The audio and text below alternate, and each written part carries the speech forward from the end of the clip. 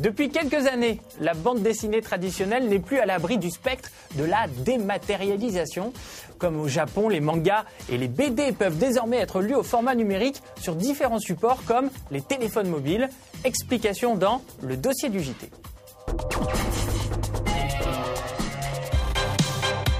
À l'heure de la dématérialisation du contenu, face au développement des technologies numériques, la BD traditionnelle est obligée d'opérer sa transition vers les supports vidéo du marché, ordinateurs et smartphones. La migration est-elle pour autant évidente? Et quelle transformation des œuvres et de la méthodologie de travail implique-t-elle? La vieille bande dessinée, l'adapter au téléphone, c'est une erreur, parce que c'est emmerdant. Tandis que si on fait des histoires pour le téléphone, de 3 ou 4 cadres, comme les strips anciens, ça marchera. Donc il faut à chaque technique adapter une nouvelle façon de faire les choses. Calvin et Hobbes en numérique actuellement c'est génial.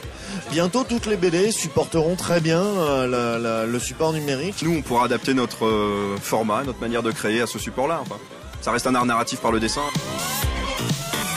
Les jeunes générations d'auteurs vont immédiatement penser dans ces formes-là, au lieu de se dire j'ai ma BD classique, qu'est-ce que je peux en faire en numérique, ce qui à mon avis ne marchera qu'à moitié. Je crois qu'aujourd'hui, dans le numérique, il faut inventer des formes spécifiques.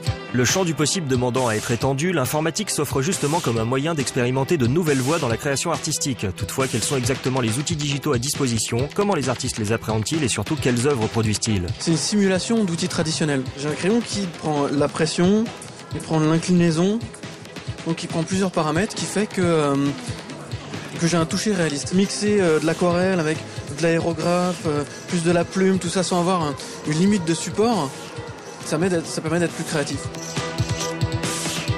J'ai fait aussi la même expérience avec Moebius, de faire des peintures animées, et lui faisait des dessins incrustés par-dessus. C'est ça l'informatique, c'est pas juste un dessin sur une toile.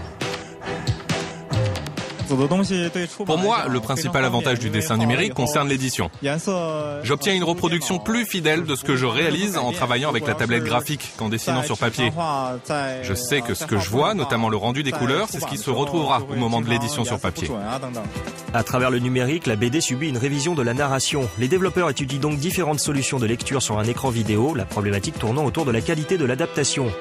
À ce titre, AVComics et Forcom définissent deux horizons du débat. Le problème, à l'origine, c'est de lire des bandes dessinées sur un petit écran. Et donc, le challenge, c'était de proposer un système de lecture sur des petits écrans qui soit vraiment agréable. Donc, nous, on a vraiment travaillé là-dessus et on a proposé ce qu'on appelle une cinématique de lecture. C'est-à-dire qu'on a un parcours qui est proposé dans la case, comme si on avait une caméra virtuelle au-dessus de la planche et qui permettait de passer de case en case. Donc, il y a une sorte d'animation dans la BD numérique qui fait que c'est une lecture complètement nouvelle et très agréable. Nous, on est parti vraiment sur un concept où on est là à donner ce qui a été fait dans le réel, en dématérialisation sur l'iPhone.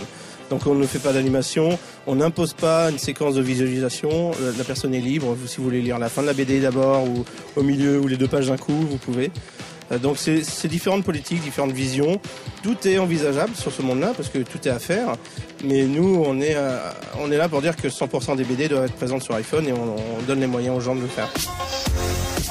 L'arrivée du numérique oblige aussi à repenser le modèle économique classique, éditeurs et distributeurs devant inventer les solutions viables de demain. Les écrans permettant maintenant de recevoir facilement une page en couleur vont faire que beaucoup de BD vont être piratés, que les ventes vont chuter, c'est évident.